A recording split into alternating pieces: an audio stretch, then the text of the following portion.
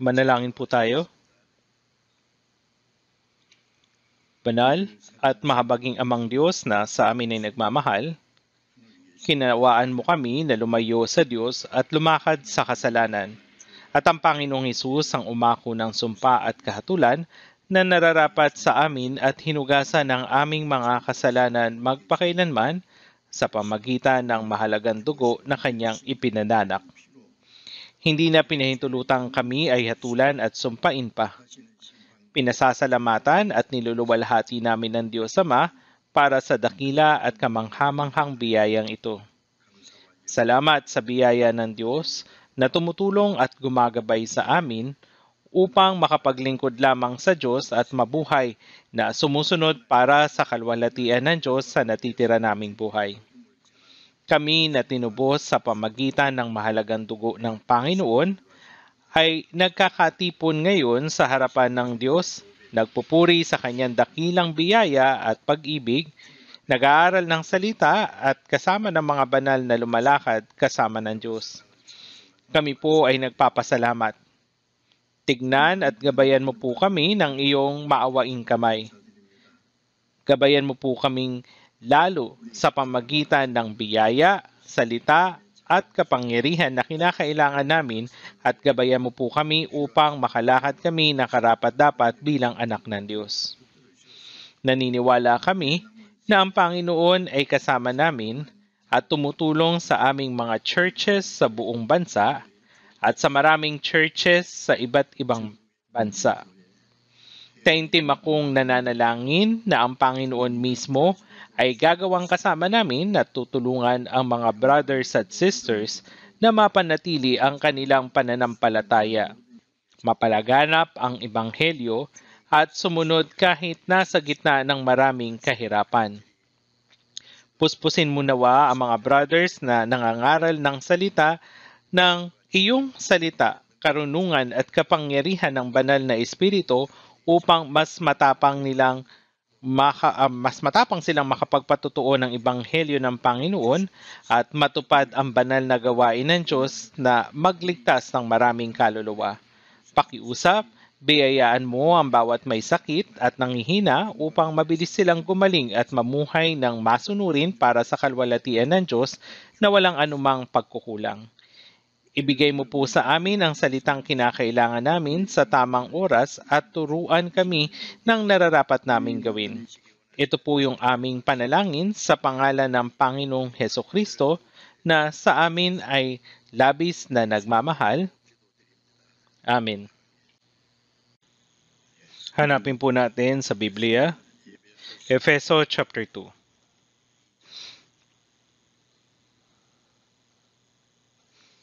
Efeso chapter 2,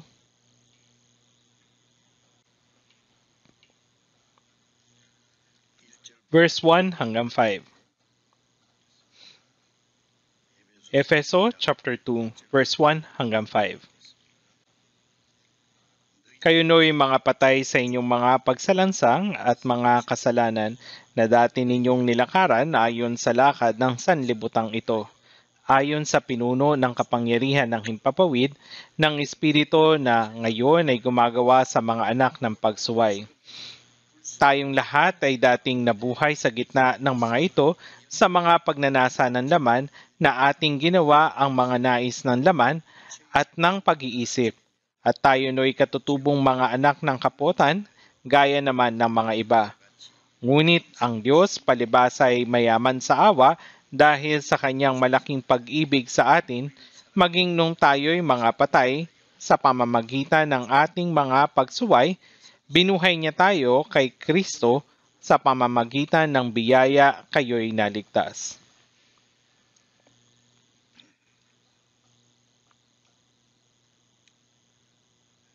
Malamig po ba ang panahon? Maginaw po ba? Malamig pa rin. At ito yung pinakamabuting panahon. Umaasa ko na makapagbabasa tayo ng higit ng Biblia, yung mga aklat na matagal na talaga nating gustong basahin. Palusugin natin yung ating mga espiritu at magkaroon ng magandang mga bunga para sa kaluwalhatian ng Diyos. Ngayon po, nagdesisyon ako sa pamagatan yung sermon na ito na ang buhay at ang patay. Ang buhay at ang patay. Ito ay base sa salitang binasa natin sa Efeso chapter 2. Yung buhay at ang patay. Maraming tao ang nawalan ng buhay dahil sa biglang kalamidad. At digma ang sumiklab at marami ang namatay. Nung nanood ako ng balita kanina, merong malaking digma ang sumiklab sa Israel. Biglang umatake ang Hamas sa Israel sa gitna ng Sabat, na pumatay ng mahigit na 200 na katao sa isang iglap. At gumanti yung Israel at ngayon ay nasa matinding digmaan. Inanunsyo na nasa 530 ang namatay. Sana ay hindi mangyari ang mas malaking problema. Ngunit kapag nangyari ang mga sakuna at sumiklab ang digmaan, yung buhay at yung patay at ang buhay ay nahahati ng ganito. Ang mga buhay at ang mga patay na sinasabi dito ay nakikilala sa pagitan ng mga pisikal na buhay o dun sa pisikal na buhay at dun sa mga pisikal na patay. Gayunpaman, sa Bibliang ito na tatalakayin ko ngayon, yung buhay at ang patay ay hindi tumutukay sa pisikal na kamatayan kundi sa espiritual na kamatayan. Kaya dun sa Efeso chapter 2 verse 1, kayo no'y mga patay sa inyong mga pagsalansang at mga kasalanan. Pumunta si Apostol Pablo sa Efeso at nanatili roon ng 3 taon na ipinapangaral ang Ebanghelyo, nagliligtas sa mga kaluluwa at nagtuturo sa kanila kung paano mamuhay ng isang buhay Kristiyano. Hindi ito nangangahulugan na binuhay niya ang mga patay dun sa libingan na nasa Efeso. Ngunit ibinangon niya ang mga kaluluwang namatay sa mga pagsuway at kasalanan nang ang mga kaluluwa ay naligtas sa pamamagitan ng pangangaral ng Ebanghelyo. Ang kaligtasan ay nangangahulugang ang kaluluwang namatay sa mga pagsuway at kasalanan ay muling nabuhay. Ito yung dahilan kung bakit tinutukoy ng Biblia ang pagkakaiba sa pagitan ng ligtas na tao bilang espiritual na buhay at ang hindi ligtas na tao bilang mga patay.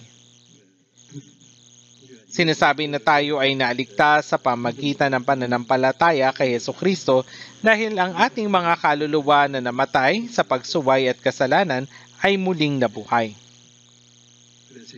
Kaya ngayon, ang taong ligtas ay naging isang buhay na tao sa harapan ng Diyos.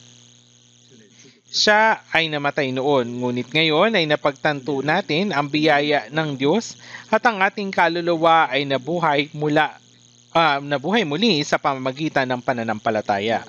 Doon sa Juan chapter 5 verse 25, dumating ang oras at ngayon na nga na maririnig ng patay ang tinig ng anak ng Diyos at ang makarinig ay mabubuhay. Ito'y tumutukoy sa taong ang kaluluwa ay patay. Ibig sabihin, ang patay ay muling mabubuhay kapag narinig nila ang tinig ng anak ng Diyos at naniwala sa ebanghelyo ng biyaya. Sa chapter 11 ng Juan, nakita natin si Lazaro na 4 na araw ng patay at nabubulok at nangangamoy ay muling nabuhay sa pamamagitan ng salita ni Jesus. Sa tingin ko, si Lazaro na 4 na araw ng patay ay tumutukoy sa mga kaluluwa ng mga tao na namatay kay Adan sa loob ng 4,000 years. Ngunit si Jesus ay siyang bumuhay ng mga patay. Dito, itinuturo ng Biblia na ang kaluluwa ng isang taong hindi ligtas ay patay. Sa Genesis chapter 2 verse 7, sinasabi, "At nilalang ng Panginoong Diyos ang tao mula sa alabok ng lupa at hiningahan ang mga butas ng kanyang ilong ng hininga ng buhay at ang tao ay naging buhay na espiritu o buhay na kaluluwa." Yung katawan ay gawa sa alabok at hiningahan ng espiritu ng Diyos. Ang espiritu ng Diyos Yung banal na espiritu ay tinatawag na pneuma.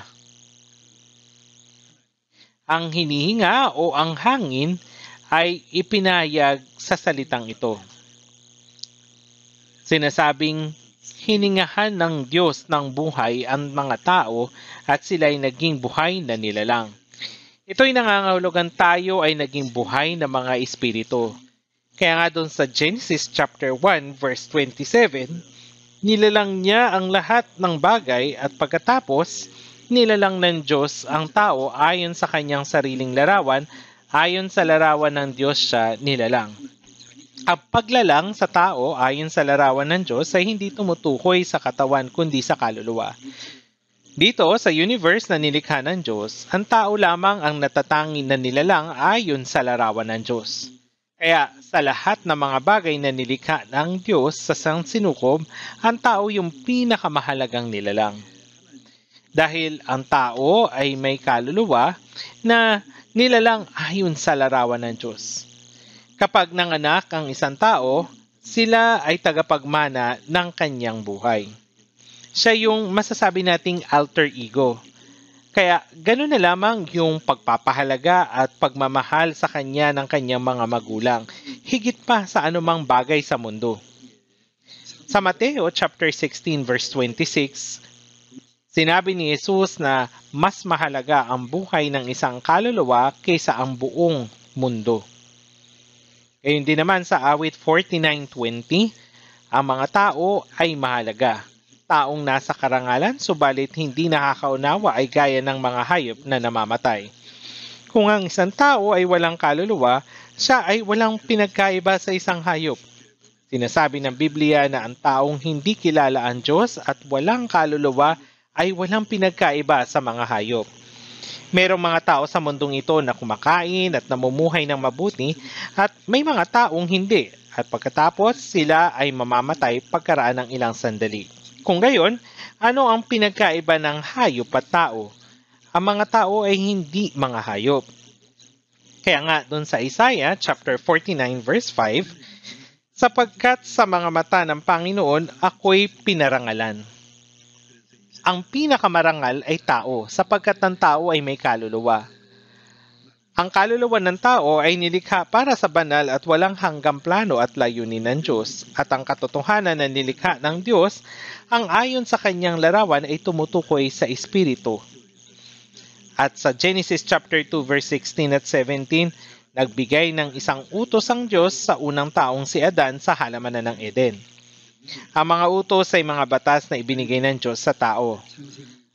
Sa mga batas na ibinigay sa mga Israelita, ang pinakamahalaga ay tinatawag na 10 utos. 10 utos. Ang ilang mga utos ay nagsasabing gawin at yung iba naman ay nagsasabing huwag. Merong 6 na kautusan na ibinigay sa mga tao mula sa ika-6 hanggang sa ika-10. At kabilang sa mga ito ay gawin. Ito ay igalang mo ang iyong ama at ang iyong ina. Iyon lamang. Yung natitirang 5 ay huwag gawin. Huwag kang papatay, huwag kang mangalunya, huwag kang magnanakaw, huwag kang maging sinungaling na saksi laban sa iyong kapwa, huwag mong imbutin ang bahay ng iyong kapwa. Anyway, lahat sila ay mga utos. Napakasimple lang naman ang utos dun sa halamanan ng Eden. Huwag iyon gawin. Ang ibig sabihin ng gawin ay paggawa ng isang bagay, tama po ba? Nangangailangan ito ng pagsusumika, pagsisikap at sakripisyo. Huwag gawin ay nangangahulugan na hindi mo dapat gawin. Gaano kadali lang yun, tama? Huwag kang papatay. Kung gayon, hindi mo na kailangan pumatay. Kung sinabi ng Diyos na pagpatay, ano yung gagawin natin? Kaya nga may huwag. Huwag kang mangalunya, huwag kang magnanakaw. Hindi mo dapat gawin ito dahil ito ay masama. Sa halamanan ng Eden, ang tanging utos ay huwag gumawa ng anuman, ngunit doon ay maraming punong namumunga. Gayun din ang punong kahoy ng buhay sa gitna ng halamanan at ang punong kahoy ng pagkaalam ng mabuti at masama. Ngunit sinabi ng Diyos, malaya kang makakakain mula sa lahat ng punong kahoy sa halamanan, kumain ka ng kahit anong gusto mo. Sa mga iyon, kasama ang punong kahoy ng buhay. Subalit, mula sa punong kahoy ng pagkakilala ng mabuti at masama ay huwag kang kakain sapagkat sa araw na ikaw'y kumain niyon ay tiyak na mamamatay ka. Iniisip ng mga tao hindi nakakaalam na Biblia na parang may kakaibang libangan ng Diyos. Pwede mong kainin ang anumang gusto mo, pero bakit huwag mo itong kainin? Mamamatay ka ba kapag kinain mo ito? Ang mamatay ay ang pinakamasamang sitwasyon. May gagawin ba ang Diyos na pupunahin ng tao? May dahilan. Matagal na itong ipinaliwanag. Ngunit hayaan ninyong sabihin ko ito sa inyo ng sandali. Sa Isaiah chapter 14 verse 12, sinasabi ang pinakamagandang anghel sa mga anghel na nilikha ng Diyos ay si Lucifer o anak ng umaga sa ating Biblia. Napakagandang pangalan, anak ng umaga. Sa English translation, ito ay tinatawag na Lucifer. At ito ay sinabi sa Biblia na siya ang pinakamagandang anyo sa tatlong anghel na sina Gabriel, Michael at Lucifer. Sa mga awit, ay napakaraming anghel at sa aklat ng Apokalipsis, ang bilang ng mga anghel na nilikha ng Diyos, ang mga karo ng Diyos ay 20,000 sa makatuwid ay 1,000. 20,000 sa makatuwid ay 1,000. Merong hindi mabilang na mga anghel at lahat sila ay nasa ilalim ng tatlong arkanghel na ito. Kaya si Lucifer ay isa ring arkanghel na nag-uutos sa 1/3 ng mga anghel. Gayunpaman, may isang pangyayari kung saan nagkaroon siya ng pagmamataas sa kanyang puso at sinubukang maging katulad ng Diyos, ngunit pinalaya siya ng Diyos. Pinalaya siya ng Diyos. Kaya sa Isaiah chapter 14, verse 12, ano't nahulog ka sa langit o tala sa umaga, anak ng umaga, siya ay itinaboy ng Diyos. Sinabi mo sa iyong puso, ako'y aakyat sa langit, sa itaas ng mga bituin ng Diyos, aking itatatag ang aking trono sa itaas, ako'y uupo sa bundok na pinagtitipunan sa malayong hilaga, ako'y aakyat sa itaas ng mga kaitasan ng mga ulap, gagawin ko ang aking sarili na kagaya ng kataas-taasan. Yung kataas-taasan ay ang Diyos. Sinasabi niyang gagawin ko yung aking sarili ng kagaya ng kataas-taasan. Siya ay may mapagmataas na puso tulad ng isa sa mga general na maaring pagkaisahan ang kanyang mga pagkaisahin yung kanyang mga puwersa at magsimula ng isang paghihimagsik. Ito ay tulad ng isang lingkod na pinaalis ang hari at sinubukang maupo kapalit niya. O na parang sinusubukan nilang agawin ang kapangyarihan sa pamagitan ng pagsisimula ng isang paghihimagsik ay hinamon nila ang Diyos kasama si Lucifer at ang 1/3 ng kanyang mga anghel. Gayunpaman, ibababa ka sa Sheol sa mga pinakamalalim na bahagi ng hukay. Iyon po yung impyerno. Siya yung fallen angel na pinalayas habang sinusubukang maging katulad ng Diyos. Ito ay makikita sa maraming bahagi ng Biblia. Sa 2 Pedro chapter 2 at Judas, sapagkat hindi ipinatawag ng Diyos sa mga anghel nang magkasala sila o hindi sila pinatawad, kundi sila ibinulit sa impyerno at nilagyan ng mga tanikala ng kadiliman. May kasulatan pong gaya nito. Kaya sila itinaboy sa harapan ng Diyos. Gayunpaman, ikaw ay ibababa sa Sheol, sa kalaliman ng hukay. Ang impyerno ay hindi orihinal na nilikha upang pagdalhan ng mga tao, ngunit upang pagdalhan ng mga nahulog na anghel, si Lucifer at ang kanyang mga tagasunod at mga kasamang anghel. Pagkatapos ay sabihin niya sa mga nasa kaliwa, lumayo kayo sa akin, kayong sinumpa. Doon kayo sa apoy na walang hanggan na inanda sa dyablo at kanyang mga anghel. Mga taong tumanggi sa biyaya ng Diyos hanggang sa wakas. Ikaw ay sinumpa. Kung ang isang tao ay naligtas, sila ay pinagpala. Ngunit kapag sila ay hindi naligtas, sila ay sinumpa sa kanilang mga kasalanan, sa walang hanggang impyerno na inihanda para sa Diyos at sa kanyang mga anghel na ito ay impyerno. Gayunpaman, may gayong pangyayari, ibig sabihin ng kaganapan na nahulog ng mga anghel ay naganap bago ang paglikha ng tao at pagkatapos ay nilikha ng Diyos ang tao. Ang layunin ng paglikha ng mga anghel ay gawin silang mga lingkod na espiritu. Gaya ng nakasulat sa Awit 103, ang mga anghel ay nilikha na may kapangyarihan ng Diyos upang paglingkuran ang Diyos at gawin ang gawaing ipinag-uutos ng Diyos sa lahat ng lugar kung saan namamahala ang Diyos. Sa madaling salita, ang hari ay gumagawa ng isang bagay sa pamamagitan ng kanyang mga lingkod. Ang Diyos ay gumagawa ng maraming bagay sa pamamagitan ng anghel. Maraming ganitong salita po sa Biblia. Sa Hebreo chapter 1, sinasabi, ginagawa niyang mga hangin ang mga anghel at ang kanyang mga lingkod ay ningas ng apoy. Ang mga lingkod ay mga manggagawa, ngunit ang layunin ng paglikha ng tao ay iba sa mga anghel. Ang layunin ng Diyos sa paglikha ng tao ay upang bigyan siya ng lugar ng pagiging katulad ng Diyos na hinahangad ni Lucifer. Ginawa ng Diyos ang tao para ibigay sa kanya yung lugar na iyon.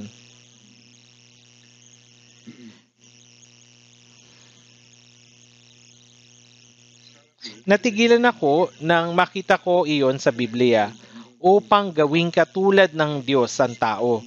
Isang maluwalhating posisyon katulad sa Diyos para ibigay sa atin ang maladyos na posisyon na pinagnasahan ni Lucifer. Kung ang hari ay nakaupo sa isang mataas na trono, ang kanyang mga sakop ay hindi maaring umupo sa tabi niya. Yung reyna ay nakaupo sa tabi ng pinakamagandang upuan. Tama po ba?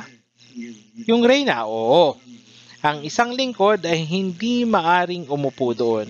Sinasabi sa atin ng Biblia na hindi lamang nilalang ng Diyos ang tao ayon sa kanyang larawan, ngunit ginawa niya itong pinakamamahal niya upang bigyan tayo ng karangalan at maging katulad ng Diyos at maupo sa parehong lugar ng Diyos.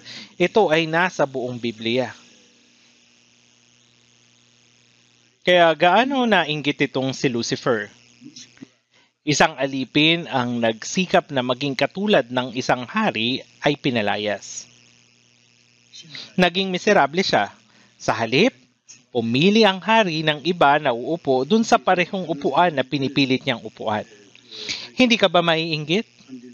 Gagawin ng aliping iyon ang lahat para makamtan ito. Ganyan naging demonyo ang bumagsak na anghel, si Satanas. Yung salitang Satanas ay nangangahulugan ng kaaway.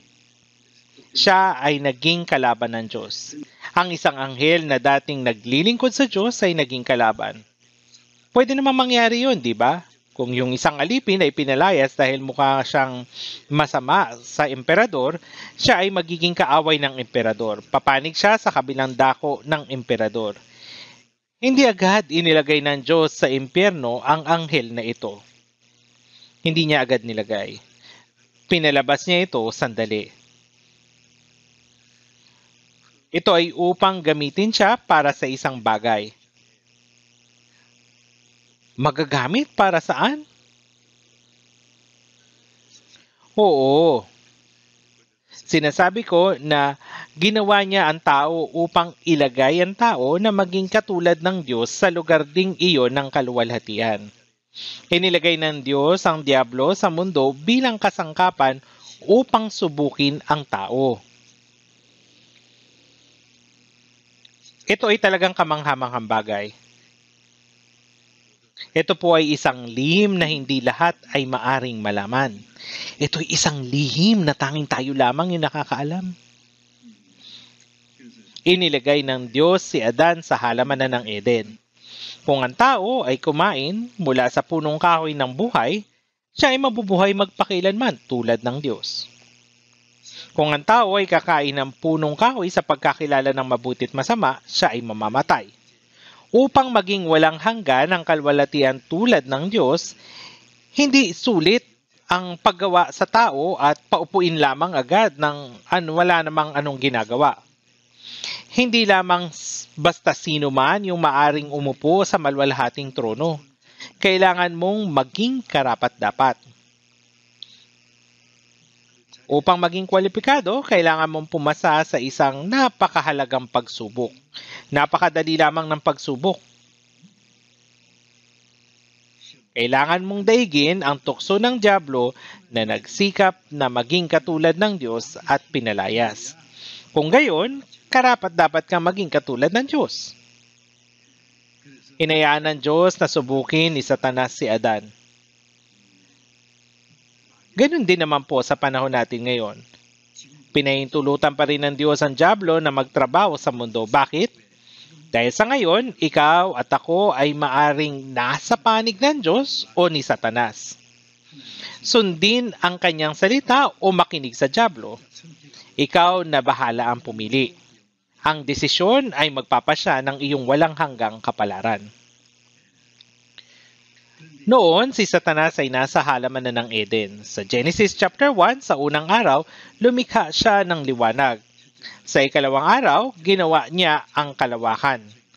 Ang isang kalawakan ay isang espasyo. Sa madaling salita, ito ay ang kalangitan. Dito lumilipad yung mga ibon at lumilipad ang mga eroplano, firmament. Ang espasyong ito ay naglalaman ng oxygen na kailangan natin upang makahinga. Kasabay nito, ang isang bagay na espesyal sa mundo ay espasyo. Doon nagpunta ang demonyo. Kaya naman doon sa ikalawang araw, hindi nito sinabing ito ay mabuti. Sa unang araw, ito ay mabuti. Yung ikatlong araw, ito ay mabuti. Ito ay mabuti, ito ay mabuti, ito ay mabuti. Huling araw, ito ay napakabuti. Hindi sinabi na mabuti ang ikalawang araw. Bakit? Nang gawin ng Diyos ang kalawakan, naroon si Satanas. Sa Efeso chapter 2, sa talatang binasa natin, binanggit dito ang prinsipe ng kapangyarihan ng hangin. Yan ang demonyo. Lumakad ayon sa prinsipe ng kapangyarihan ng hangin. Nang ikaw ay patay sa iyong mga pagkakasala at kasalanan, lumakad ka ayon sa prinsipe ng kapangyarihan ng hangin, ang Satanas. Iyan ang sinabi niya tulad ng unang tao, si Adan. Sa Efeso 6, sinabi dito, hukbong espiritual ng kasamaan ng kalangitan o sa kalangitan. Ang salitang iyon din ay ang dyablo. Naroon siya mismo sa halaman ng Eden. Hindi siya nakita ni Adan, ngunit ang Diyos ay nakakakita ng lahat. Hinayaan ng Diyos na subukin si Adan. Subukan mo siya. Kung gayon, dapat may title o instruction sa pagsusulit, hindi po ba? Ibig kong sabihin, paano kung namigay sila ng test paper para sa isang importanteng pagsusulit at binigyan ka lamang ng isang blankong papel? Dapat may instruction para sa pagsusulit. Simple lang yung pagsubok sa halaman ng Eden. Hindi ka dapat kumain. Nais ni Satanas na ilayo ang tao sa Diyos at iligaw sila upang mahila sila sa impyerno. Nilikha ng Diyos ang tao upang maging katulad ng Diyos. Sa kabilang banda, nais ni Satanas na hilain ng tao palayo sa pagiging katulad ng Diyos at gawin silang katulad ng diablo. Gusto niyang hilain sila pababa sa impyerno, kung saan siya ay nabibilang. Itinalaga ito ng Diyos upang ang walang hanggang kapalaran ng tao ay matukoy sa kanyang pagpili sa pagitan ng Diyos at ng diablo. Sabi ng Diyos, huwag kayong kakain. Kinakailangan ni Satanas na pakainin si Adan mula sa punong kahoy ng pagkakilala ng mabuti at masama bago siya kumain mula sa punong kahoy ng buhay. Paano ito mangyayari? Sabi ng Diyos, huwag kang kakain, sapagkat sa araw na ikaw ay kumain yun, ay tiyak na mamamatay ka. Sinabi ni Satanas, sinabi ba ng Diyos? Nagpakita si Satanas bilang ahas at nilinlang si Eva. Paano siya tinukso ng ahas? Ang ahas sa halaman ng Eden ay ibang itsura kaysa ngayon. Matapos gamitin ng dyablo ang isang ahas upang tuksuhin ang tao, isinumpa ng Diyos ang ahas at gumapang ito sa tiyan niya hanggang sa ngayon. Bago ito mangyari, maaring naglalakad-lakad ang ahas sa halip na gumagapang sa tiyan nito. Bukod dito, sa Genesis chapter 3 ay sinabi ang ahas nga ay higit na tuso kaysa alinman sa mga maiilap na hayop na sa parang nanilikha ng Panginoong Diyos. Gayunpaman, kung ang diablo ay pumunta kay Adan sa pamagitan ng tusong hayop na ito na ahas, si Adan ay hindi babagsak. Talaga, hindi po siya babagsak. So nang sabihin ng Diyos na huwag kumain, hindi pa niya nililikha ang babae. Wala pa yung babae noon. Sinabi niya kay Adan, hindi ka dapat kumain sapagkat sa araw na kumain ka niyon ay tiyak na mamamatay ka. At pagkatapos ay ginawa ng Diyos si Eva. Kinuha niya ang tadyang ni Adan, pinatulog siya ng mahimbing at gumawa ng isang babae mula rito. Nagising si Adan at nakita si Eva. Gaano kaya siya kamangha-mangha? Marahil ay mas kamangha-mangha kaysa sa pinakamagandang bagay sa mundo. Dinala niya ito kay Adan. Ito ang asawa mo. Nagustuhan siya ni Adan, kaya sinabi niya, anong sinabi ni Adan? Ito'y buto ng aking buto, mga buto, laman ng aking laman. At minahal siya. Minahal ni Adan si Eva. At iyon ang ginamit ni Satanas. Kung lalapit siya kay Adan, hindi makikinig si Adan. Tiyak na itataboy niya ito agad. Bakit ka nagsasalita ng ganyan? Sabi ng Diyos na huwag kumain at tiyak na mamamatay ka. Ngunit para kay Eva, narinig lamang niya ito mula sa asawang si Adan. Sinabi ng Diyos sa kanyang mga salita, huwag kakain iyon. Sinabi ng Diyos na ang punong ito ng pagkakilala ng mabuti at masama ay humahantong sa kamatayan. Kaya hindi tayo dapat kumain. Narinig lamang ito ni Eva sa ibabaw ng isang tulay. Alam mo ba kung gaano katuso si Satanas?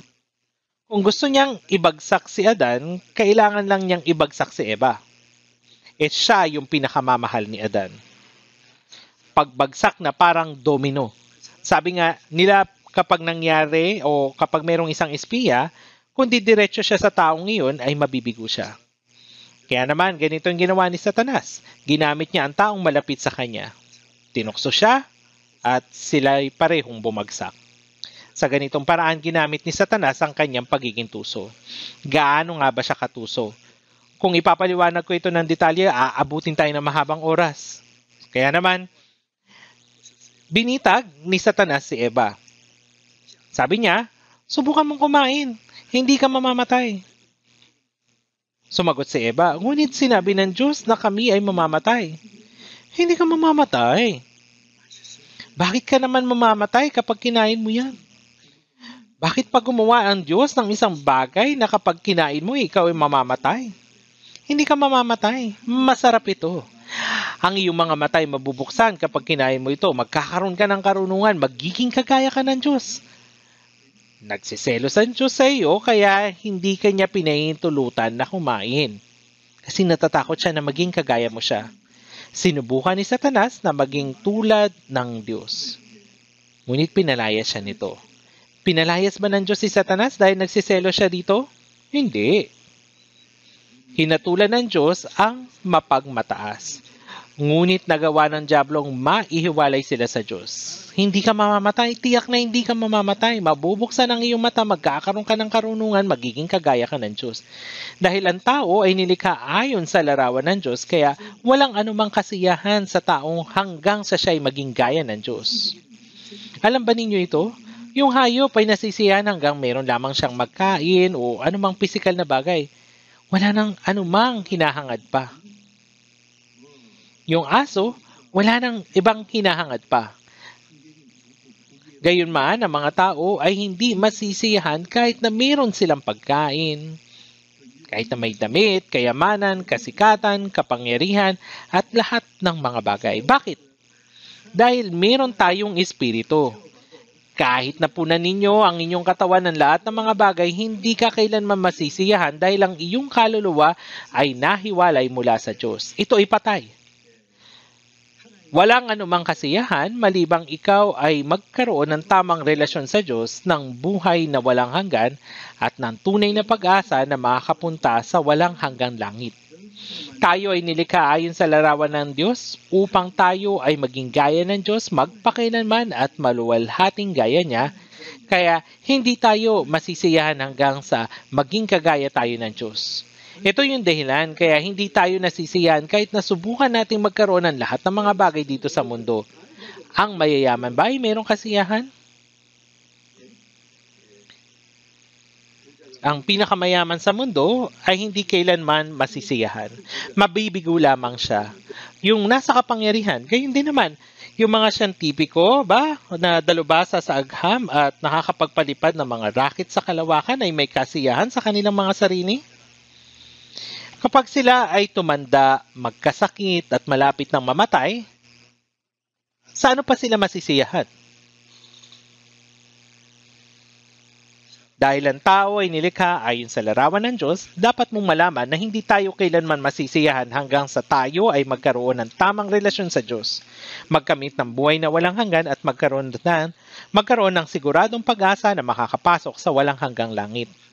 Ngunit upang maging kagaya ng Diyos, una, magagawa natin ito kung lubos tayong susunod sa salita ng Diyos. Kaya't kayo'y magpakumbaba sa ilalim ng makapangyarihang kamay ng Diyos upang kayo'y kanyang itaas sa takdang panahon. Ano po ba yung pagpapakumbaba? Ito yung pagsunod. Upang tayo ay lubos na makasunod. Sa Filipos, sinabi ni Pablo sa mga Kristiyano na siya bagamat nasa anyo ng Diyos. Kahit na siya, si Kristo, ay nasa anyo ng Diyos, iniwan niya yung kanyang trono sa langit at palibasa ay natagpuan sa anyo ng tao, siya ay nagpakababa sa kanyang sarili at naging masunurin hanggang sa kamatayan, na naging katulad ng tao. Siya na may anyo ng gaya ng Diyos ay naging tao, hamak upang maging alipin, at naging masunurin hanggang sa kamatayan, maging sa kamatayan man sa krus. Ipinakita ni Jesus ang kanyang sarili na lubos na sumunod sa Diyos upang tayo ay iligtas. Si Jesus ay nabuhay na gaya ng Diyos sa katawang tao, ibig sabihin na maging ang taong ito na walang kasalanan ay namatay sa krus, subalit sa parehong oras, ang ginawa ni Jesus ay nagbigay ng halimbawa para sa atin, na hindi lamang tayo niligtas ni Jesus, ngunit ipinakita din niya sa atin sa pamagitan ng kanyang buhay ang halimbawa kung paano dapat mabuhay ang taong ligtas. Kaya nga sinasabi, siya ay nagpakababa sa kanyang sarili at naging masunurin hanggang sa kamatayan, maging kamatayan man sa krus. Sa Mateo 11:29, pasanin ninyo ang aking pamatok at matuto kayo sa akin sapagkat ako'y maamo at may mapagkumbabang puso. Anong klase ng puso? Mapagkumbabang puso. Ang kapakumbabaan ay pagsunod. Ang mga mapagmataas ay ayaw sumunod. Sinasabi nila, sino ka ba para utusan ako? Ayaw nilang sumunod kahit sinasabi nila, ayoko nga. Hanggang saan ka susunod? Hanggang saan ba sumunod si Jesus? Siya ay sumunod hanggang sa kamatayan. Hanggang kamatayan. Huwag ninyong hamakin ang salita ng Diyos. Ang dapat lamang ay lubos na sumunod. Kaya nga si Jesus sa Filipos chapter 2 verse 9, kaya siya man ay itinaas ng Diyos at siya'y binigyan ng pangalang higit sa lahat ng pangalan. Dahil lubos na nagpakababa si Jesus, itinaas siya ng Diyos sa pinakamataas na posisyon at ginawa siyang pinakanatatanging hari ng mga hari at Panginoon ng Panginoon. Gayon din naman tayo, itataas tayo ng Diyos. Kaya't kayo'y magpakumbaba sa ilalim ng makapangyarihang kamay ng Diyos upang kayo'y kanyang itaas sa takdang panahon. Ano ba ang pagpapakumbaba? Ang gawin lamang ni Adan ay huwag kumain nito dahil ito yung sinabi ng Diyos, ngunit sinabi ni Satanas na kainin ito. Ito yung pagsubok ng Diyos kay Adan. Sinabi ni Satanas sa kanya, hindi ka mamamatay, kahit sinabi na ng Diyos na siya ay mamamatay. Ang babae ay medyo mahina yung loob. Nang kinausap ng Diyos si Adan, wala doon si Eva. Naipasa na lamang niya yung sinabi ng Diyos kay Adan. Kaya nga, siya'y natukso ni Satanas. Kinain niya at may kakaiba ito. At binigyan niya yung kanyang asawa, honey, subukan mo. Ano yan? Bunga ng pagkakilala ng mabuti at masama. Sinabi ng Diyos, huwag kang kakain yan. Mamamatay ka kapag kinain mo yan. Subalit nakain ko na eh. Anong dapat kong gawin? Anong sinasabi mo anong dapat mong gawin? Ikaw ay mamamatay. Paano ako lang yung mamamatay? Ikaw ay mabubuhay mag-isa. Kung tayo ay mabubuhay tayo magkasama. At kung tayo ay mamamatay, pareho tayong mamamatay. Kaya subukan mo na din itong kainin. Dahil dito, tumulo yung luha ng sa magandang mukha ni Eva, nasaktan ang puso ni Adan. Sige na nga, kakain na din ako. Kaya kumain din siya. Gaano nga katuso itong si Satanas? Una niyang pinatumba ang mahinang babae na hindi nalalaman ng malinaw ang salita ng Diyos at dahil sa emosyon, napatumba niya si Adan. Siya ay nahulog sa kasalanan dahil sa kanyang emosyon sa halip na pagtagumpayan ito sa pamagitan ng salita ng Diyos. Sa kasinungalingan, siya ay nahulog. Gaano man niya kamahal yung kanyang asawa, hindi dapat niya ito inibig ng higit sa Diyos. Kaya nga dapat tayong lubos na sumunod sa salita ng Diyos. Sa Mateo 26:39, sinabi ni Jesus, Ama ko, hindi ang ayon sa ibig ko, kundi ang ayon sa ibig mo. Kung maari lamang ay makaalis at malampasan ko ang krus na ito. Dahil si Jesus ay meron ding katawan na tulad sa atin. Hindi niya nais ang kahihiyan at sakit doon sa krus. Kaya nga, sa kanyang pagdurusa sa krus, kung maari lampasan sana sa akin ang kopang ito, gayumay hindi ang ayon sa ibig ko, kundi ang ayon sa ibig mo. Ang kalooban ng Ama ay kamatayan. Ano kaya ang nararamdaman niya habang nananalangin? Sa kanyang matinding paghihirap, ay nanalangin siya ng higit na taimtim at kanyang pawis ay naging gaya ng malaking patak ng dugo na tumulo sa lupa. Tulad nito, napakahirap na isuko ang kanyang sarili, maging ang mga anghel ay pumunta kay Jesus at nanalangin dahil ganun iyon kahirap. Maaring sinabi ng mga anghel, kaya mo yan. Sa huli, siya ay lubos na naging masunurin maging hanggang sa kamatayan. Mga kapatid, ang pagiging masunurin ay hindi madali. Subalit si Adan ay nabigo dahil siya ay nasa kaginhawahan. At ito yung nangyari. Namatay si Adan gaya ng sinabi ng Diyos. Ano yung namatay? Hindi yung pisikal. Sa araw na ikaw ay kumain yun, ay tiyak na mamamatay ka. Namuhay siya ng 930 years. Mahaba yung buhay ng mga tao bago yung pagbaha. Subalit namatay siya sa araw na yon, ang namatay ay ang Espiritu. Ang namatay sa kanya ay ang Espiritu. Gaano man kamahal ng magulang ang kanyang anak, paano kung namatay ito sa bisig ng kanyang ina? Wala nang halaga na halikan ang patay na bata. Ang pag-ibig ay putol na kapag ang relasyon sa buhay ay putol. Hindi ka na makakapagbigay at makakatanggap ng pag-ibig. Dahil kailangan mo na siyang ilibing. Kailangan mo na siyang ilibing. Nang magkasala si Adan, ang fellowship sa Diyos ay naputol dahil ang kanyang espiritu ay namatay. At tinanong ng Diyos, Adan, saan ka naroon? Kung ang relasyon ay kagaya ng una, maaring isasagot niya, Opo, Panginoon, narito ako. Maaari siyang makipag-usap sa Diyos, subalit hindi na niya iyon magagawa dahil siya ay patay. Ang relasyon sa pagitan ng Diyos ay naputol. Nahiya siya sa harapan ng Diyos dahil siya ay hubad, siya ay natakot, kaya siya ay nagtago. Ako ay natakot sapagkat ako'y hubad. Bakit? Dahil yung relasyon ay naputol. Ito ay patay. Pag sinusuri ng isang electrician yung electric socket at kapag ang kuryente ay nakakonekta, sasabihin niya, oh, buhay ang kuryente nito. Ngunit kapag hindi nakakonekta, oh, patay yung kuryente nito. Ito yung angkop na reaction dito. Kung ito ay buhay, ibig sabihin konektado. Iilaw itong maliwanag sa kadiliman. Kapag yung isang makina ay may kuryente, kung ganon, mapapagana ito. Ngunit kung patay, hindi ito gagana. Gaya nito, dahil ang espiritu natin ay patay, ang ating espiritual na komunikasyon sa Diyos ay putol. Ang layunin at paglikha sa tao ayon sa larawan ng Diyos ay upang magbigay at tumanggap ng pag-ibig sa Kanya bilang partner of love. Upang magbigay ng buhay, ninais ng Diyos na gawin tayong mga anak at ibigay sa atin ang lahat ng meron sa walang hanggang langit bilang Kanyang tagapagmana. Subalit namatay si Adan. Kaya, Hindi na maaring ibigin ng Diyos ang tao at ang tao ay hindi na maaring magkaroon ng fellowship sa Diyos. Ito ang kamatayan.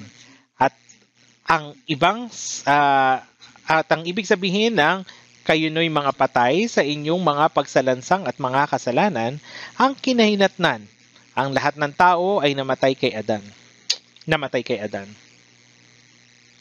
Kung titingnan natin doon sa unang Korinto 15:22, sapagkat kung paanong kay Adan ang lahat ay namatay. Sa Roma 5:19, sapagkat kung paanong sa pamagitan ng pagsuway ng isang tao ang marami ay naging mga makasalanan. Ang patay ay mga makasalanan. Ibig sabihin ng makasalanan ay siya na nahatulan ng kamatayan. Kapag nahatulan, agad siyang dadalhin sa kamatayan. Ang mga makasalanan ay mapupunta sa impyerno pagkatapos na sila ay mahatulan ng Diyos. Sapagkat kung paanong sa pamagitan ng pagsuway ng isang tao ang marami ay naging mga makasalanan. At gayon din sa unang Korinto 15:22, sinasabi dito na sapagkat kung paanong kay Adan ang lahat ay namamatay. Tayo ipinanganak ng mga makasalanan sa mundong ito. Tayo espiritual na mga patay mula sa pagkapanganak. Tayo mga espiritual na makasalanan mula sa pagkapanganak. Nang tayo ipinanganak, ang ating espiritu ay patay. Tayo mga patay sa ating pagsalansang at kasalanan. Sa Ezekiel chapter 18 verse 4, ang kaluluwa na nagkakasala ay mamamatay. Dahil sa kasalanan, ang espiritu ay patay. Ang patay. Yung mga taong hindi ligtas, sila ay mga patay sa harapan ng Diyos. Sa panahon natin ngayon, may mga kakaibang palabas. Ano po yun? Opo, yun yung mga zombies. Napanood ko noon sa TV si Michael Jackson. Siya po ay sumasayaw. At habang siya ay sumasayaw, yung mga patay ay lumabas mula sa yungib at sumasayaw ng kagaya niya. Hindi ako maniwala kung bakit ito ginawa o hindi ko ito maunawaan. Pero talagang sumasayaw yung mga zombie. Ganito yung mga zombie. Ano nga ba yung zombie? Sila yung mga patay na palakad-lakad. Nakakilabot, hindi po ba? Yung mga taong hindi ligtas ay kagaya ng mga zombie sa harapan ng Diyos. Kahit na palamutian nila ng magandang damit ang kanilang sarili at gawin ang lahat, sila'y kagaya ng patay na palakad-lakad. Nakakakilabot, tama? Ang mga taong hindi ligtas ay mga patay, kahit na sila'y may buhay. May mga taong ligtas sa harapan ng Diyos, meron din namang hindi ligtas. Sila yung mga patay. Sa Genesis chapter 6 verse 3, sinabi ng Diyos bago ang baha, sapagkat siya'y laman. Sapagkat siya'y laman. Ang mga tao ay espiritual na nilalang. Ang mga espiritual na nilalang ay dapat na mamuhay ayon sa espiritu. Ang mga hayop ay meron lamang katawan. Sila ay nabubuhay para lamang sa kanilang katawan. Ang katawan lamang nila yung pinapakain at nabubuhay ayon sa pagnanasa ng katawan. Subalit ang mga tao ay may espiritu. Dapat silang mabuhay ng may tamang relasyon at pakikisama sa Diyos ayon sa kanyang salita. Dapat silang mabuhay ng may tamang relasyon at pakikisama sa Diyos ayon sa kanyang salita sa buhay na walang hanggan at pag-asa. Subalit, nagkasala ang tao at nasira ang espiritual na relasyon para lamang sa katawan. Silang mga nabubuhay para lamang sa kanilang mga laman ay mga patay. Alam ninyo ba ito? Si Judas Iscariote ay sumunod siya bilang alagad ni Jesus ng 3.5 taon. Subalit hindi siya maniwala kung sino si Jesus.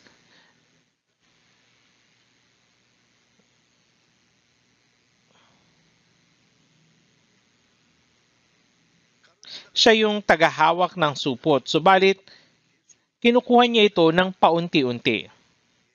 Maring iniisip niya kung si Jesus ay maging hari, makukuha niya yung tungkulin bilang kalihim ng pananalapi.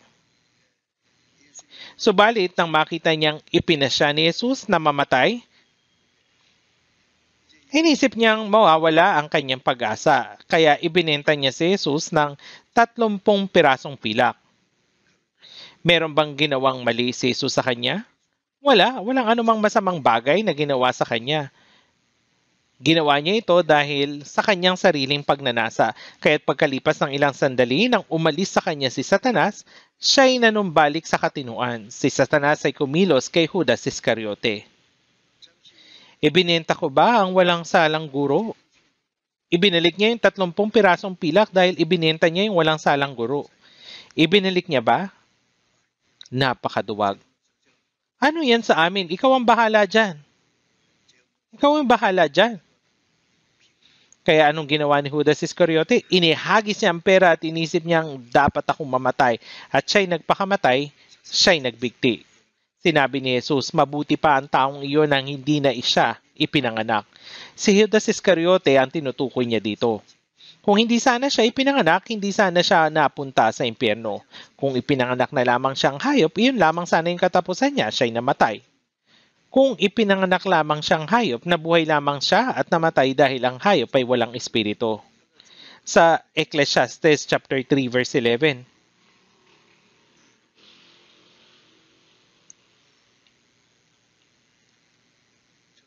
Sabi, ginawa niya ang lahat ng mga bagay na maganda sa kapanahunan niyon. Inilagay rin niya ang walang hanggan sa isipan ng tao. Ginawa ng Diyos ang bawat bagay na maganda. Mga bulaklak lamang ba magagandang nilikha? Kung titingnan natin ang lahat ng bagay, ito'y napakaganda, subalit nagbigay ang Diyos ng isang espesyal na bagay sa tao. Isang pusong naghahanap sa walang hanggan, isang pusong nagnanais na makapunta sa langit. Ito ang ninanais ng Espiritu. Ang gusto ng laman ay ang bagay na nakikita ng mata, mga pisikal na bagay. Subalit ang ating espiritu ay naghahanap ng walang hanggan. Isang pusong naghahanap ng walang hanggan. Ang Diyos ay nagbigay ng pusong gustong magkaroon ng buhay na walang hanggan, kagaya ng Diyos. Dahil tayo ay mga espiritu, ang taong hindi ligtas ay gustong magkaroon ng malaking halaga ng pera. Magkanong halaga ba yung nagpapakontento sa inyo? Magkano po? 10 milyon po ba? 10 milyon po ba? Hindi po. 100 milyon. Hindi 100 milyon? Kung may 1 trilyon lang ako. Kung gayon, mabubuhay ako ng milyong taon. Pero napakahangal. Ang ating kasakiman ay walang katapusan. Bago natin matanggap ang buhay na walang hanggan, tayo ay walang contentment. Nang makita ni Eva ang bunga ng puno ng pagkaalam ng mabuti at masama, nakakalugod sa paningin na dapat nasain upang maging matalino. Nakalimutan niya na yung punong kahoy ng buhay. Hindi niya na ito nakita. Doon sa unang Juan chapter 2 verse 15 hanggang 16, huwag ninyong ibigin ang sanlibutan niya. Ang mga bagay na nasa sanlibutan, ang pag-ibig ng Ama ay wala sa sino mang umiibig sa sanlibutan. Sapagkat ang lahat ng nasa sanlibutan, ang masamang pagnanasa ng laman, ang pagnanasa ng mata, ang pagmamataas sa buhay, ay hindi mula sa Ama, kundi sa sanlibutan. Ano yung sanlibutan o mga bagay na nasa sanlibutan? Ito yung mga bagay na mabuting kainin, nakakalugod sa paningin at dapat nasain. Ito yung bunga ng puno ng pagkakilala ng mabuti at masama.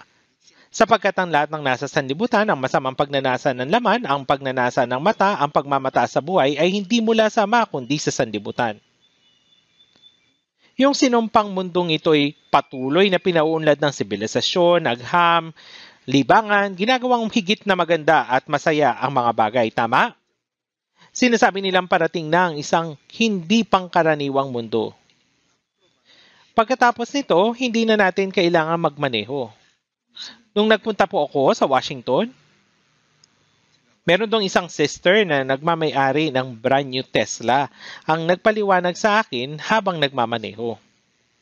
Kung uutusan ng driver ang sasakyan kung saan ito pupunta, kung sasabihin niya pumunta tayo hanggang doon, kung gayon ang driver ay pwedeng matulog lang. Nakakatuwa, tama? Sabihin mo lang yung pangalan ng sasakyan. Hoy, dyan, punta tayo doon. Gisingin mo ako pag nakarating na tayo doon. Kaya sasabihin naman ng sasakyan, oh, master, nakuha ko. Brum! Pagdating, master, nakarating na tayo. Gising na po. Nakakatuwa, tama po ba? Parang itong kwento lamang sa isang panaginip, subalit ito'y nagiging makatotohanan na. Kung sasakay tayo sa taxi at may traffic, lilipad lamang yung taxi. Parang yung mga eksekto ay gumagapang at paglaon ay biglang ibinubuka yung mga pakpak at lumilipad. Tama po ba? Parang mga insekto, bigla na lamang lilipad.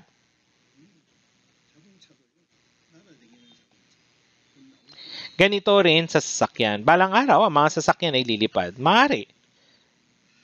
Ang mundo ay nagiging isang masayang lugar.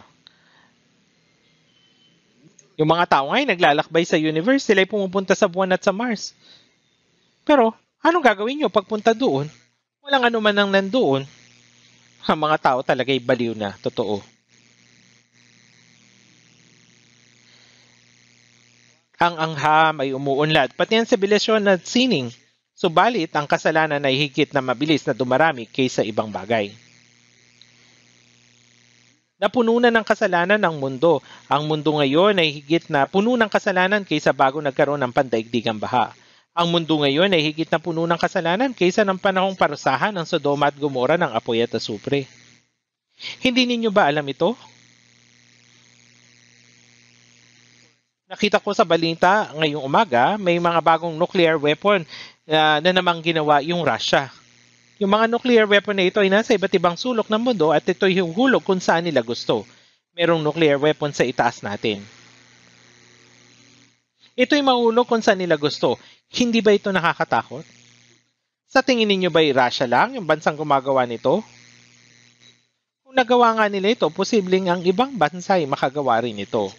May mga nuclear weapons na handa ng sunugin ang mundo ng higit na 100 beses. Higit na 100 beses kaya nitong sunugin ang mundo natin. Kung titingnan natin sa aklat ng Isaías, narito kayo'y lahat na magpapaningas ng apoy na nagsindi ng mga sulo, lumakad kayo sa liyab ng inyong apoy at sa gitna ng mga sulo ng inyong sinisindihan o sinindihan. Lahat ay masusunog at mamamatay dahil sa mga nuclear weapons at ginawa ng kapwa natin tao. Ang kahatulan ay ng Diyos ay malapit na. Nakatanggap ako ng mensahe mula sa ibang bansa at sinabi, Pastor, may digmaan sa Israel. Nilusob ng Hamas ang Israel at halos 200 tao yung namatay. Hindi nila dapat nilusob ang Israel. Sa tingin nyo ba ay hindi kikilos ang Israel?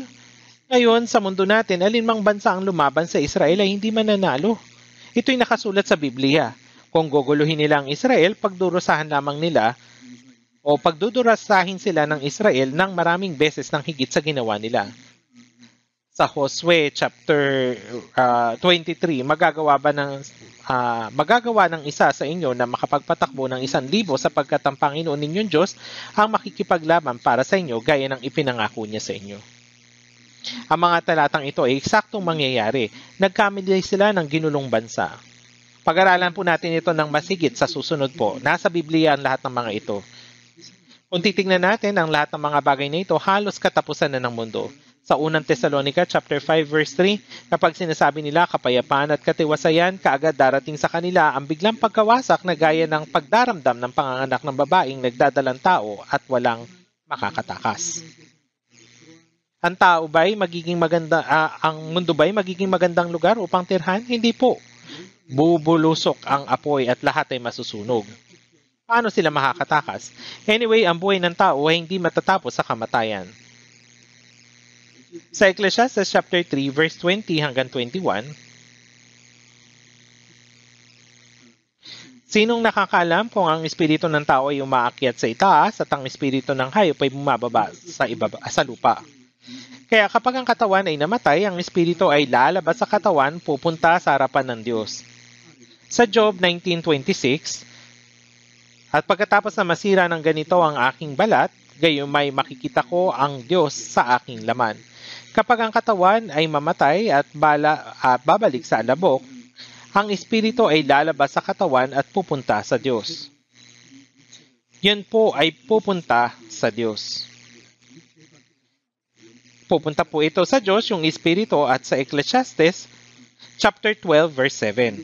Sabi rito, at ang alabok ay bumalik sa lupa na gaya ng una at ang espiritu ay bumalik sa Diyos na nagbigay nito. Dahil ang katawan ay galing sa alabok, ito ay babalik sa alabok at ang espiritu ay babalik sa Diyos. Pagkatapos ng kamatayan, yung buhay ng hayop ay tapos na. Wala silang espiritu, katawan lang. Dahil ang tao ay may espiritu, kapag ang katawan ay namatay, ito ay babalik sa alabok at ang espiritu ay haharap sa Diyos. Ang problema ay ang susunod. Ang buhay sa mundong ito ay paghahanda lamang para sa susunod na buhay na walang hanggang mundo. Ang layunin ng buhay sa mundo ng ilang dekada ay hindi ang pagkain ng maayos at pagkakaroon ng komportabling pamumuhay. Ang ilang dekadang buhay natin dito sa lupa ay maiksi lamang upang maghanda para sa walang hanggang mundo. Kung paanong kumilos si Satanas sa halamanan ng Eden, gayon din naman ngayon, siya ay kumikilos. Itinago niya ang bunga ng punong kahoy ng buhay upang hindi nila ito makita. At sinabi ng tao, ito'y mabuting kainin, nakakalugod sa paningin, nakakatuwa. Magsaya kayo. Sa ibang church sa Amerika, sila'y nagkakatipon tuwing Lord's Day at sila'y nagpupurit na nanalangin. Pagkatapos, nagsasayawan naman sila. Inililihim nila kung paano maligtas, kung paano maipanganak na muli. Itinatago nila yung paraan ng pagpasok sa langit. Kagaya ng talatang ito, kayo mismo ay hindi pumasok at inyong hinadlangan ang mga pumapasok. Mga taong pumupunta sa simbahan subalit hindi ligtas. Sinabi ni Satanas, okay lang yan, naniniwala ka rin naman sa Diyos. Ngunit ang demonyo ay naniniwala ng lubos. Sa Santiago chapter 2, sumasampalataya ka na ang Diyos ay iisa. Subalit, mabuti ang iyong ginagawa. Ang mga demonyo man ay sumasampalataya at nanginginig pa. Opo, nanginginig pa. Namatay ba si Jesus sa krus? Oo, namatay siya, oo. Maging ito'y hindi nila itinatanggi. Subalit, maliit na parte lamang ng kasalanan mo ang pinatawad nila. Alam mo ba ito? Kailangan mong umiyak at gumawa ng mabuti. Lahat ng kasalanan mo ay hindi lamang mapapatawad sa pamagitan ng dugo ni Jesus. Ito po ay ibang ebanghelyo. Sino ang gumawa ng ibang ebanghelyo? Ng ibang Jesus, ibang espiritu? Sapagkat kung may dumating na nangangaral ng ibang ebanghelyo na hindi ninyo tinanggap, kayo ay kaagad na mapapasakop doon. Sinabi ni Satanas sa mga hindi mananampalataya, walang Diyos, walang espiritu, nag-evolve lamang tayo sa unggoy. Kahapon sa isang TV show, sabi ng isang sikat na tao na yung isang unggoy na naninirahan sa puno ay bigla na lamang naging tao sa pamagitan ng paglakad sa lupain. Iniisip niya, nahangal yung mga tao. Yung mga naniniwala dito, sila yung mga tunay na hangal. Dahil meron tayong espiritu. Yung espiritu natin, yung tutungo sa walang hanggang lugar pagkatapos sa mamatay natin o mamatay sa ating laman.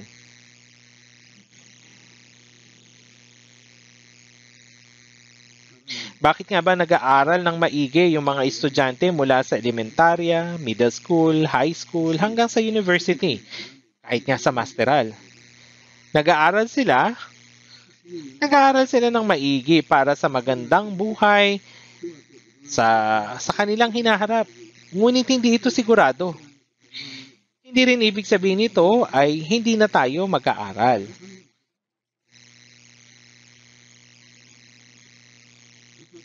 Yung kakaunting panahon sa mundong ito yung panahon upang maging handa patungo dun sa walang hanggang mundo. Hindi ito para sa buhay na hinaharap, kundi para sa maging handa sa walang hanggang kaharian na mabuhay ng walang hanggan kasama ng Diyos. Hindi lamang yung maligtas, kundi yung kalwalatian ay iba-iba rin sa kaharian. Di ba tayo ipinanganak bilang mga tao, ngunit ang buhay natin ay magkakaiba. Gaya rin ito, dapat nating malaman na yung mga taong ligtas ay mapupunta sa langit at yung kalwalhatian ng bawat isa sa langit ay magkakaiba. Sinasabi ito ng Biblia ng detalyado. Tayo ay nabubuhay para sa walang hanggan. Yung kasalukuyang panahon ay paghahanda para sa walang hanggan. Ito po ay totoo. Kaya yung ating laman ay babalik sa lupa at yung ating espiritu ay sa Diyos. Kaya sinabi ni Jesus sa mayamang hangal, doon sa Lucas 12:20, sabi niya, kaluluwa, marami ka ng pag-aari, nakaimbak para sa maraming panahon. Magpahinga ka, kumain ka, uminom ka at magsaya ka. Pero ang sabi ni Jesus, hangal, sa gabing ito'y kukunin ang iyong kaluluwa at kanino kaya mapupunta ang mga bagay na ihinda mo.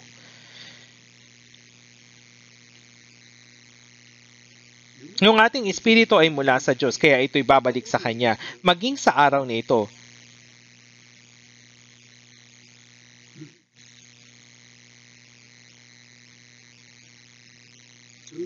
Tingnan natin doon sa Ecclesiastes chapter 12, verse 5.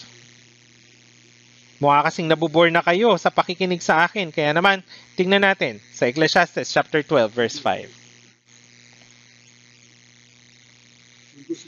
Alalahanin mo rin naman ang lumikha sa iyo sa mga araw ng iyong kabataan.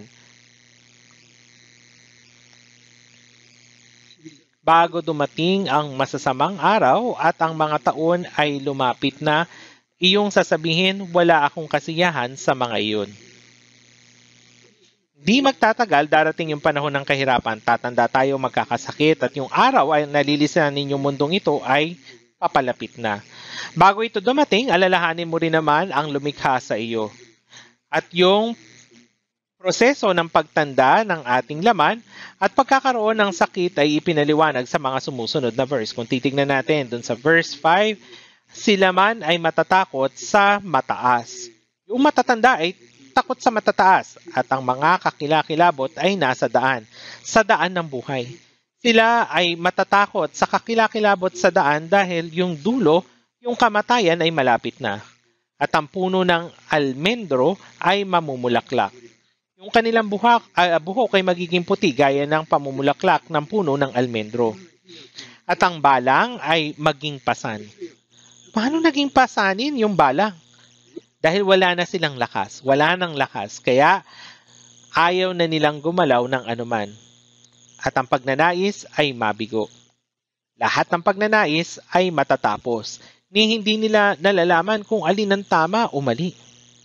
Isang araw habang naglalakad ako doon sa kagubatan sa Amerika, maraming puno doon sa isang malaking bahay. Kaya naman, sabi ko, pupunta ako doon at sinamahan ako ng mga brothers. Tao po, at lumabas yung isang matandang lalaki. Isang matandang lalaki at matandang babae yung nakatira sa malaking bahay na yon. Iniwan sila ng kanilang mga anak at nagtungo sa ibang lugar at tanging sila na lamang yung nakatira sa malaking bahay. Ginoo, maganda po yung bahay ninyo. At sinabi niya, oo, maganda nga ito. Ngunit, hindi, mukha na talaga itong ghost house. Anong maganda? Hindi na nga nila alam kung ano yung maganda.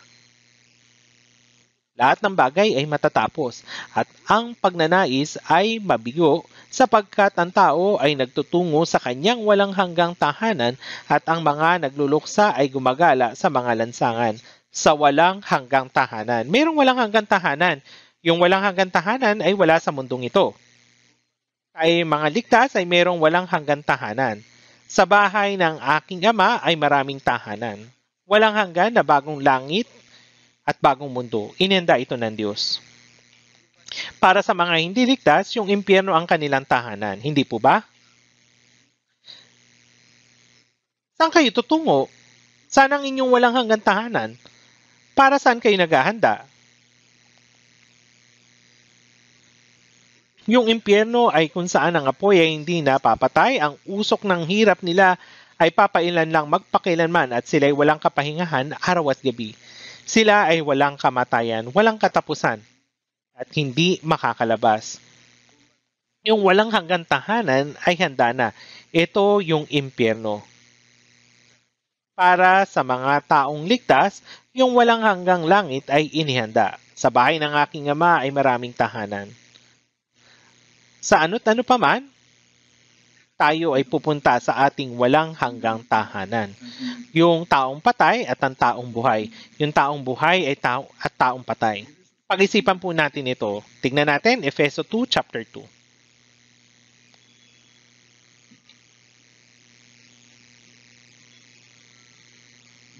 Efeso chapter 2, verse 2. Verse 2.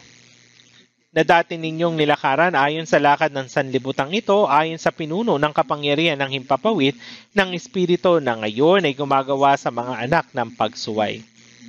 Kailan yung araw? nang tayo ay mga patay sa ating mga pagsalansang at mga kasalanan. Ito ay bago tayo maligtas. Ang verse na ito ay para sa iglesia ng Efeso, para sa mga taong ligtas. Kayo no'y mga patay sa inyong mga pagsalansang at mga kasalanan. Yung araw ay yung nung tayo ay patay sa mga pagsalansang at kasalanan. Ito yung dati nating nilakaran. Saan ito? Dati tayong lumakad sa daan ng mga patay kung saan kumikilos si Satanas, na dati ninyong nilakaran ayon sa lakad ng sanlibutan ito. Ang mundong ito ay tinatangay ng hangin ng kasalanan gaya ng palutang-lutang sa alon.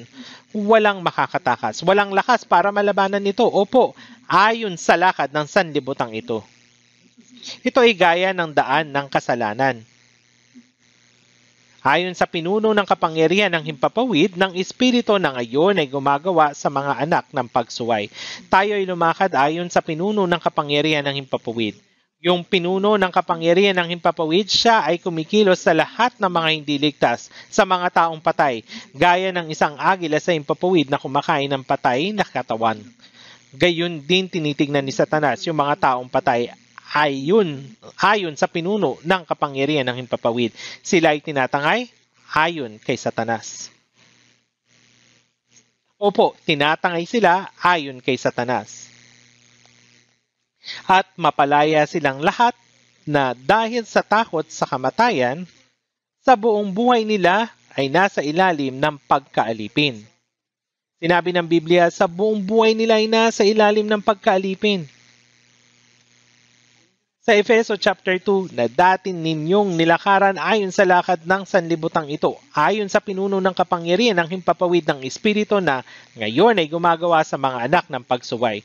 Sa mga hindi mananampalataya, Espiritu na ngayon ay gumagawa sa mga anak ng pagsuway.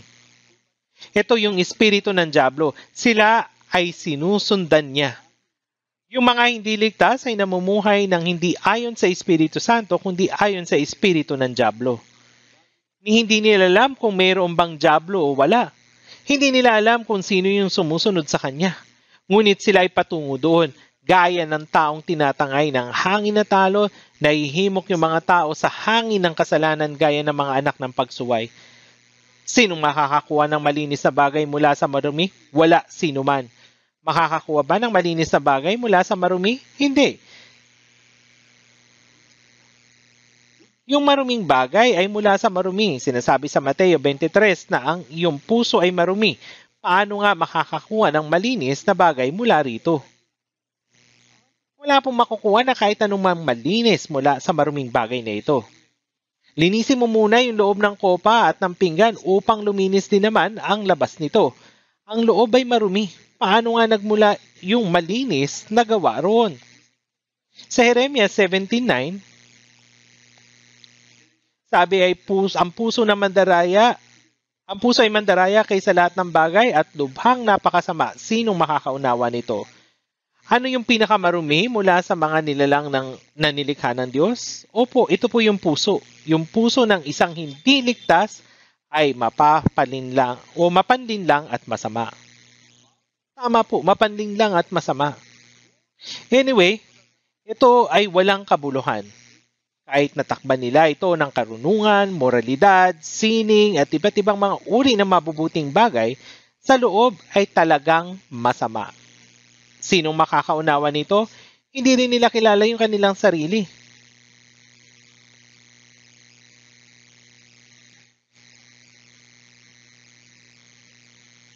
Akong Panginoon ay sumisiyasat sa pag-iisip at sumusubok ng puso upang ibigay sa lahat ang ayon sa kanilang mga lakad ayon sa bunga ng kanyang mga gawa. Sinabi ng Biblia na yung Diyos ay nagbibigay sa lahat ng ayon sa kanilang mga lakad. Sa Hebreo 6:1, patay na gawa. Ito yung mga gawa ng mga patay. Yung paggawa ng kasalanan ay yung paggawa o yung gawa ng patay. Ang kasalanan ay amoy na nabubulok. Ngunit hindi ito naaamoy ng mga tao. At sa Job chapter 15 verse 16, gaano pa nga kaliit ang karumal-dumal at hamak ang taong umiinom ng kasamaan na parang tubig? Gaano po ba kayo kadalas uminom ng tubig? Ako po'y umiinom ng tubig na maraming beses. Imposible na hindi uminom ng tubig. Ngunit yung mga tao ay gumagawa ng kasalanan na para bang pag-inom ng tubig. Sa isang araw, gaano kadalas tayo nagkakasala sa gawa at sa puso? Nabubuhay yung mga tao na gumagawa ng kasalanan gaya ng pag-inom ng tubig. Kaya nga, sila ay pamilyar sa paggawa ng kasalanan. Kaya hindi nila maunawaan kung ano yung kasalanan. Kapag nakita nila yung isang Kristiyano na may kabanalan at maayos na pamumuhay, iniisip nila na sila ay hangal. Ito yung buhay na kanilang ikinabubuhay. Ayon sa pinuno ng kapangyarihan ng himpapawid. Dinadaya ni Satanas yung mga tao at kumikilos upang gawin nila ang ayon sa nais ng kanilang masamang laman at hinahayaan silang sumuway. Kaya nga, katutubong mga anak ng kapuutan. Sila ay mga anak ng kapuutan na dapat nahatulan ng Diyos. Ito yung buhay natin bago maligtas. Tingnan po natin sa Kolosas. Ito po ay bago mag-Efeso, Kolosas chapter 1 verse 21. Kolosas chapter 1 verse 21. Tingnan po natin.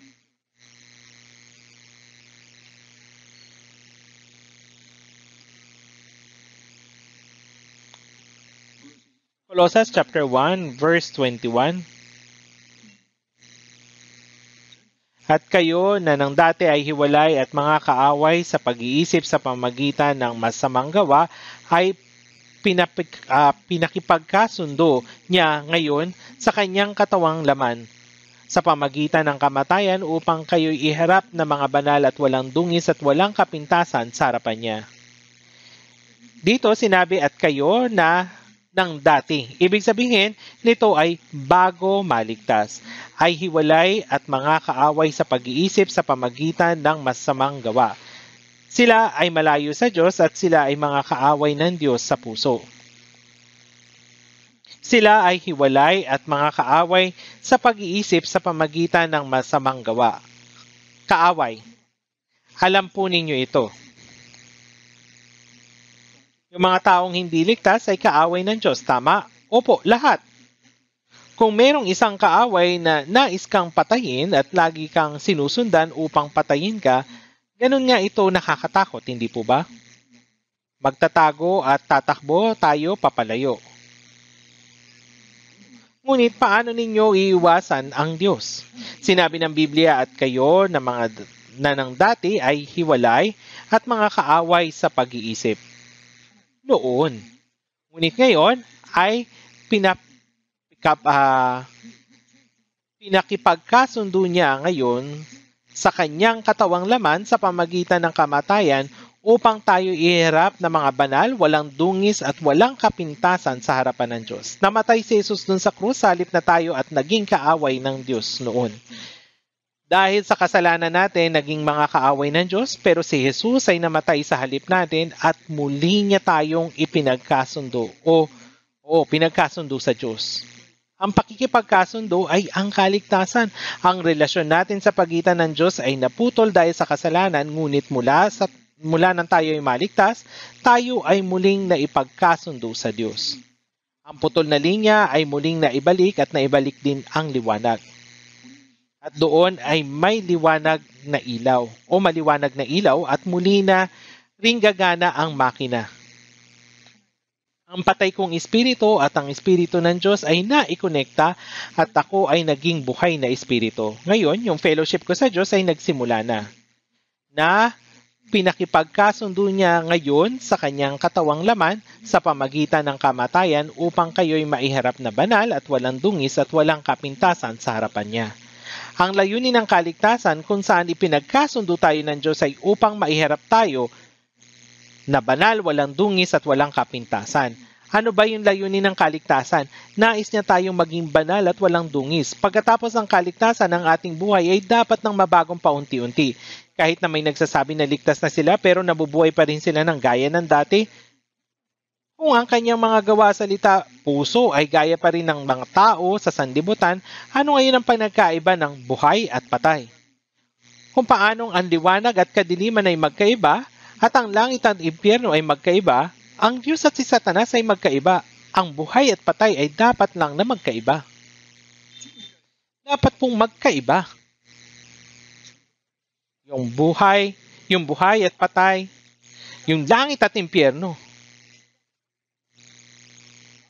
Kahit sinasabi nila na ligtas na sila, ngunit iniibig lang nila ang Diyos sa labi, ang mga puso nila ay malayo sa Diyos. Bagamat iginagalang nila ang Diyos sa kanilang mga labi, ang kanila namang mga puso ay malayo sa Diyos na namumuhay ayon sa sarili nilang kagustuhan. May mga tao na magaling magbahagi ng patotoo pero mali naman ang kanilang pamumuhay. Ito po ay pagkukunwari. Mali po ito.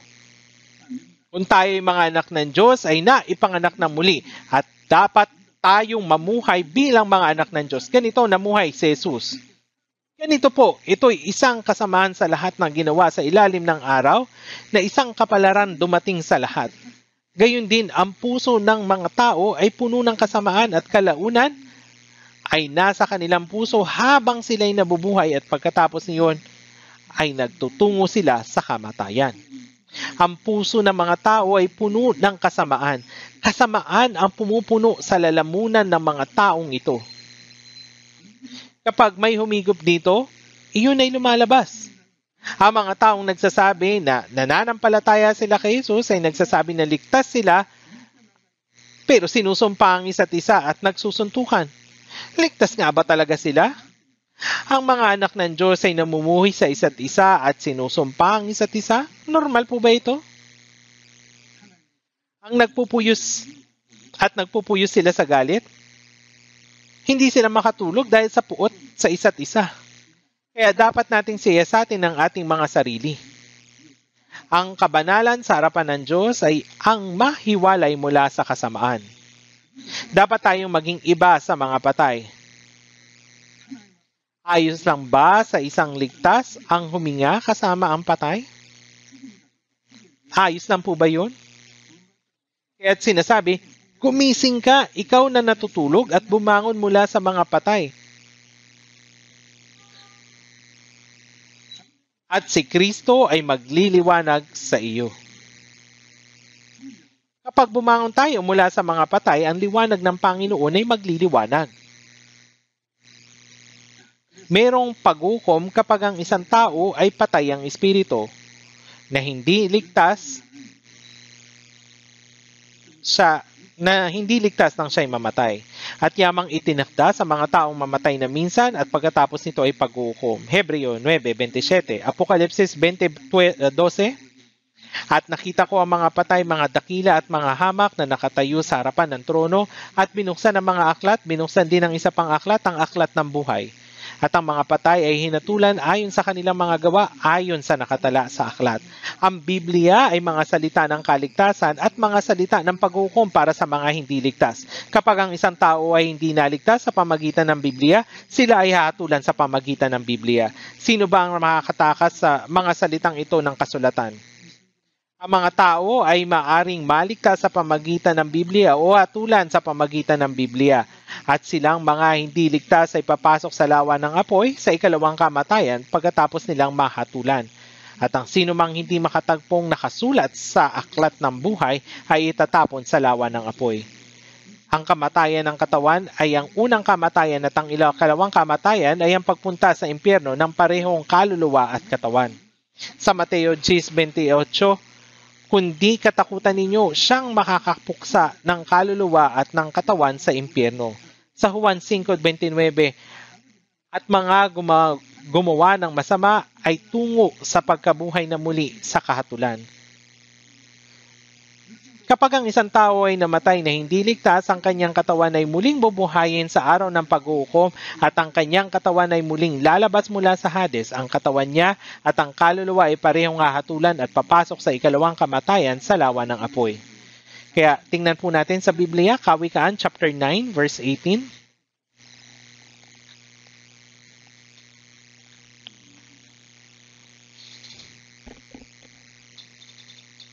Kawikaan chapter 9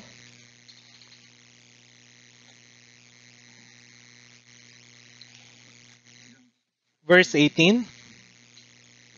Basahin natin ng sabay-sabay.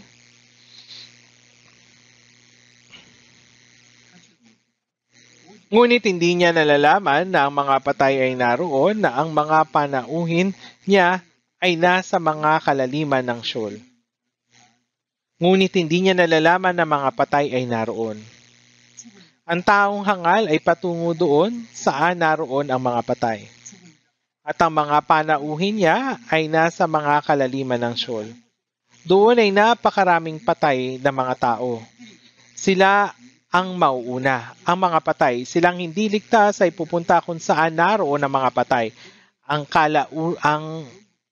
kaululan ay nasa kanilang mga puso habang sila'y nabubuhay at pagkatapos niyon ay nagtutungo sila sa kamatayan.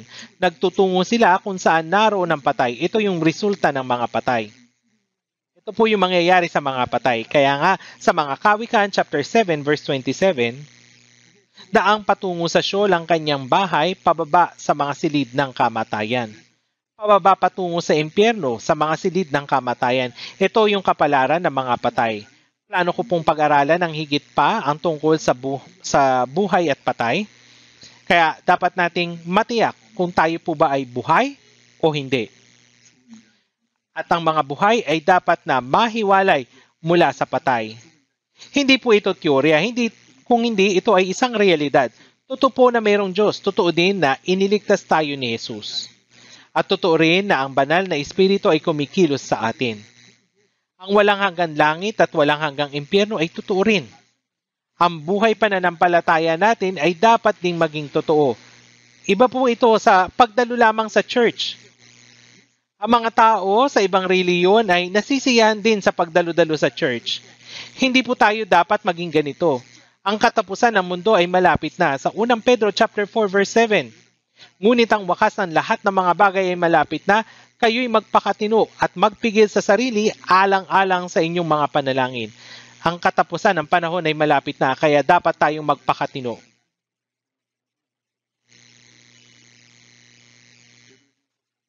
Dapat tayong magpakatino kasi malapit na ang panahon. Malapit na ang wakas. Magpakatino. Magpakatino! Tama po. Sinasabi ng Biblia, kayo'y magpakatino at magpigil sa sarili alang-alang sa inyong mga panalangin. Kaya dapat tayo magkaroon ng tamang relasyon sa Diyos. Ngayon po, manalangin na tayo. Babagin namin Amang Diyos, salamat po sa pagliligtas sa amin sa katapusan ng panahon na iyong itinakda at sa paghiwalay sa amin bilang mga banal mula sa mundong ito. Salamat po sa paggabay sa amin, sa gayon ay maigugol namin ang aming natitirang buhay sa pag-aaral at pagsunod sa iyong salita at makapamuhay ng may pagsunod ayon sa banal na espiritu at katotohanan sa loob ng iyong iglesia sa banal na kapulungan kung saan ka kumikilos. Kami po ay mga patay dahil sa aming mga pagkakamali at mga kasalanan. Ngunit salamat po sa Diyos sa pagliligtas sa amin at sa pagbuhay sa amin sa pamagitan ng kanyang kamanghamanghang salita ng biyaya. Ngayon, pakiusap, gabayan mo po kami upang makapamuhay kami ng tama bilang mga taong ligtas at bilang mga taong nabubuhay sa harap ng Diyos. Kung meron man sa amin ang hindi paligtas, pakiusap, ipaunawa mo ito sa amin sa pamagitan ng iyong salita at gabayan kami upang maligtas. Dalangin namin ang lahat ng ito sa pangalan ng Panginoong Hesukristo. Amen.